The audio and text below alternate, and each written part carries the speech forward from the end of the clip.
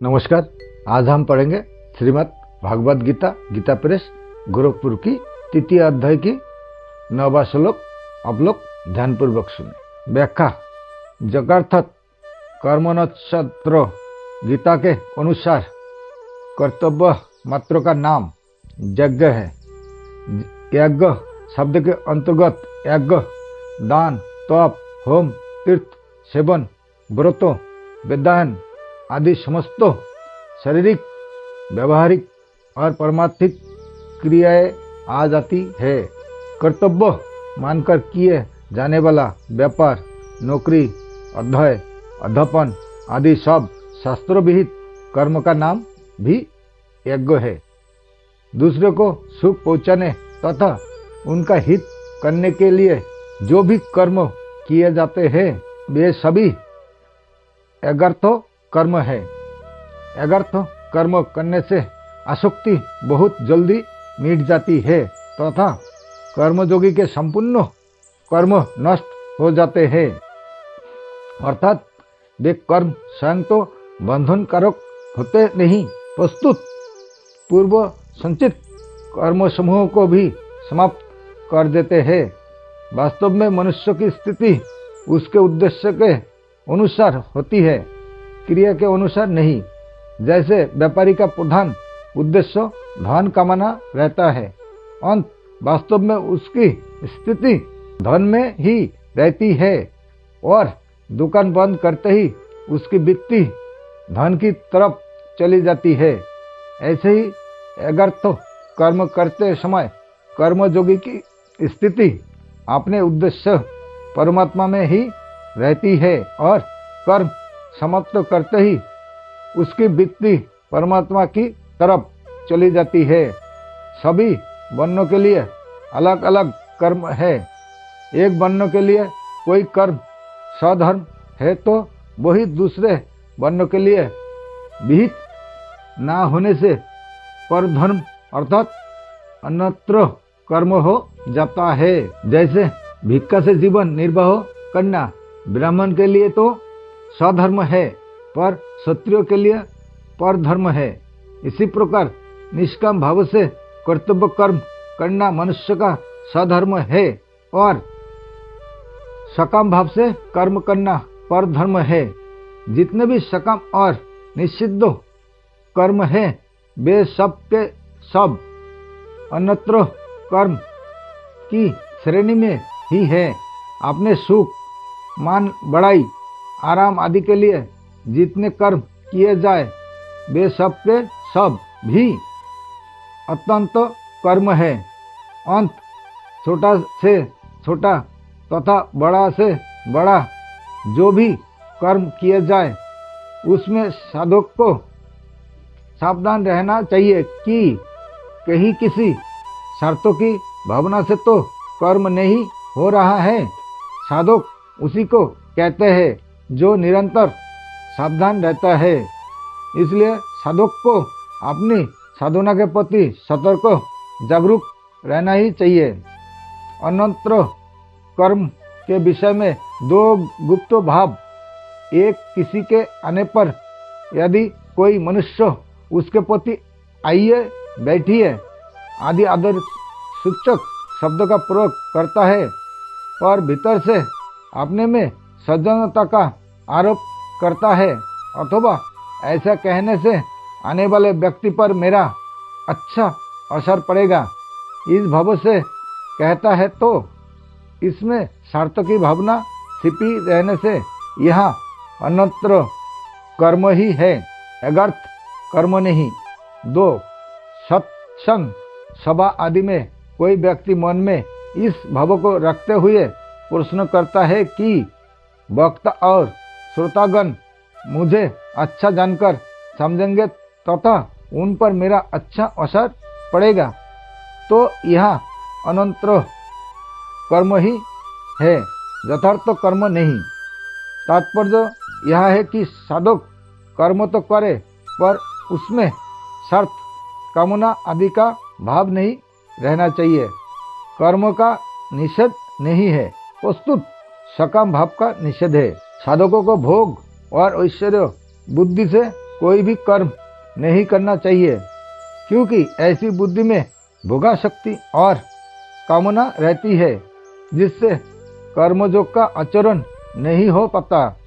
निर्वाह बुद्धि से कर्म करने पर भी जीने की कामना बनी रहती है, पर निर्वाह बुद्धि भी त्याज्य है। साधक को केवल साधन बुद्धि से प्रत्येक कर्म करना चाहिए। सबसे उत्तम साधक तो वह है जो अपनी मुक्ति के लिए भी कोई कर्म ना करके केवल दूसरे के हित के लिए ही कर्म करता है, कारण कि अपना हित दूसरे के लिए कर्म करने से होता है, अपने लिए कर्म करने से नहीं। दूसरे के हित में ही अपना हित है, दूसरे के हित से अपना हित अलग मानना ही गलती है। इसलिए लौकिक तथा शास्त्रीय जो कर्म किए जाए वे सब के सब केवल लोक हितार्थ होने चाहिए। अपने सुख के लिए किए गया कर्म तो बंधनकारक है ही, अपने व्यक्तिगत हित के लिए किए गया कर्म भी बंधनकारक है। केवल अपने हित की तरफ दृष्टि रखने से व्यक्तित्व बना रहता है। इसलिए और तो क्या, जब चिंतन धन समाधि भी केवल लोक हित के लिए ही करे, तात्पर्य यह है कि स्थूल सूक्ष्म और कारण तीनों शरीरों से होने वाली मात्र क्रिया संसार के लिए ही हो, अपने लिए नहीं। कर्म संसार के लिए है और संसार से संबंध विच्छेद होने पर परमात्मा के साथ जोग अपने लिए है। इसी का नाम कर्मयोग है। कर्तव्य और त्याग करने का अधिकार मुख्य रूप से मनुष्य को ही है। इसका वर्णन भगवान ने आगे सृष्टि चक्र के प्रसंग 3 अध्याय के 14वें 16वें श्लोक तक में भी किया है, जिसका उद्देश्य प्राणी मात्र का हित करना, उनको सुख पहुंचाना होता है। उसी के द्वारा कर्तव्य कर्म हुआ करते हैं। जब मनुष्य दूसरे के हित के लिए कर्म ना करके केवल अपने सुख के लिए कर्म करता है, तब वह बद जाता है। आसक्ति और स्वार्थ भाव से कर्म करना ही बंधन का कारण है। आसक्ति और स्वार्थ के ना रहने पर सबके हित के लिए कर्म होते हैं, बंधन भाव से होता है, क्रिया से नहीं। मनुष्य कर्म से नहीं बचता, प्रस्तुत कर्म में वह जो आसक्ति और स्वार्थ भाव रखता है उससे ही वह बचता है। तदर्थ कर्म पद से भगवान का यह तात्पर्य है कि कर्मों में, पदार्थों में तथा जिनसे कर्म किए जाते हैं उन शरीर, मन, बुद्धि आदि सामग्री में ममता आसक्ति होने से ही बंधन होता है। ममता आसक्ति रहने से कर्तव्य कर्म भी स्वाभाविक एवं भली भांति नहीं होते। ममता आसक्ति न रहने से परहित के लिए कर्तव्य कर्म का सत आचरण होते हैं, और यदि कर्तव्य कर्म प्राप्त ना हो तो सत निर्विकल्पता में स्वरूप में स्थिति होती है। परिणाम स्वरूप साधन निरंतर होता है और असाधारण कभी होता ही नहीं। अलस्य और प्रमाद के कारण नियत कर्म का त्याग करना तमोस त्याग कहलाता है। गीता 18वें अध्याय का 7वां श्लोक, जिसका फल मूर्ता अर्थात मूढ़ जोनियों की प्राप्ति है। अज्ञान तमस फलम, कर्म को दुख रूप समझकर उनका त्याग करना राजस त्याग कहलाता है। गीता 18वें अध्याय का 8वां श्लोक, जिसका फल दुखों की प्राप्ति है। रजो सस्तु फल दुखम। इसलिए यहाँ भगवान अर्जुन को कर्म का त्याग करने के लिए नहीं कहते। प्रस्तुत स्वार्थ, ममता, फलाशक्ति, कामना, वासना, पक्षपात आदि से रहित होकर शास्त्र विधि के अनुसार सुचारू रूप से उत्साह पूर्वक कर्तव्य कर्म को करने की आज्ञा देते हैं। जो सात्विक त्याग कहलाता है। गीता 18वें अध्याय का 9वां श्लोक। स्वयं भगवान भी आगे चलकर कहते हैं कि मेरे लिए कुछ भी करना शेष नहीं है, फिर भी मैं सावधानी पूर्वक कर्म करता हूँ। तीसरे अध्याय का 22वां-23वां श्लोक। कर्तव्य कर्म का अच्छी तरह आचरण करने में दो कारणों से शिथिलता आती है। एक, मनुष्य का स्वभाव है कि वह पहले फल की कामना करके ही कर्म में प्रवृत्त होते हैं। जब वह देखता है कि कर्मयोग के अनुसार फल की कामना नहीं रखनी है, तब वह विचार करता है कि कर्म ही क्यों करे। 2, कर्म आरंभ करने के बाद जब अंत में उसे पता लग जाए कि इसका फल विपरीत होगा, तब वह विचार करता है कि मैं कर्म तो अच्छा से अच्छा करूं, पर फल विपरीत मिले तो फिर कर्म करूं ही क्यों। कर्मयोगी ना तो कोई कामना करता है और ना कोई नाशवान फल ही चाहता है। वह तो मात्र संसार का हित सामने रखकर ही कर्तव्य कर्म करता है। अंत उपयुक्त दोनों कारणों से उसके कर्तव्य कर्म में शिथिलता नहीं आ सकती। मार्मिक बात, मनुष्य का प्राय ऐसा स्वभाव हो गया है कि जिसमें उसको अपना स्वार्थ दिखाई देता है, उसी कर्म को वह बड़ी तत्परता से करता है, परंतु वही कर्म उसके लिए बंधनकारक हो जाता है। अंत इस बंधन से छूटने के लिए उसे कर्मयोग के अनुसार आचरण करने की बड़ी आवश्यकता है। कर्मयोग में सभी कर्म केवल दूसरे के लिए किए जाते हैं, अपने लिए कदापि नहीं। दूसरे कौन कौन है, इसे समझाना भी बहुत जरूरी है। अपने शरीर के सिवाय दूसरे प्राणी पदार्थ तो दूसरे है ही, पर ये अपने कहलाने वाले स्थूल शरीर, सूक्ष्म शरीर, इंद्रिया, मन, बुद्धि, प्राण और कारण शरीर, जिसमें माना हुआ अहम है, भी स्वयं से दूसरे ही है। कारण कि स्वयं जीवात्मा चेतन परमात्मा का अंश है और ये शरीर आदि पदार्थ जड़ प्रकृति के अंश है। समस्त क्रियाएं जड़ में और जड़ के लिए ही होती है। चेतन में और चेतन के लिए कभी कोई क्रिया नहीं होती। अंत करना अपने लिए है ही नहीं, कभी हुआ नहीं और हो सकता भी नहीं।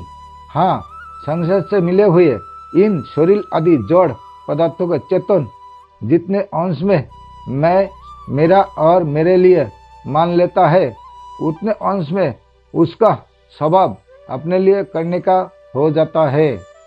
अंत दूसरे के लिए कर्म करने से ममता, आसक्ति सुगमता से मिट जाती है।